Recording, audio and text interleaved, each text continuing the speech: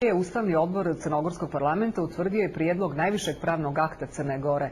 Predsjednik odbora Ranko Krivokapić rekao je da je većinom glasova članova tog tijela utvrđen prijedlog Ustava. Predstavnici opozicije napustili su sjednicu odbora jer nije udovoljeno njihovom zahtjevu da bude otvorena za javnost. Prijedlog Ustava, obrazloženje i Ustavni zakon parlamentu će biti dostavljeni narednog ponedjeljka. Ustavni odbor Skupštine utvrdio je prijedlog najvišeg pravnog akta Crne Gore.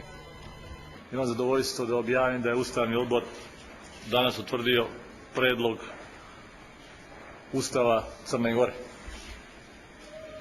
Svi prisutni članovi Ustavnog odbora su glasali za predlog Ustava, tako se stekli uslovi da po dobijenom obrazloženja i pripremi zakona za sprovođenje Ustava dostavimo tekst Skupštine Republike Crne Gore. Pomjeranje može biti, ali pitanje je šta su ključne tačke. Ja sam rekao jezik. Ja sam rekao to za partiju koju ja predstavljam nije za pregovaranje. Jezik će se zvati crnogorski, moguće neke druge varijancije u stavu 2 mogu da se dogovaraju, ali ime jezika će biti jedno, a to je crnogorski.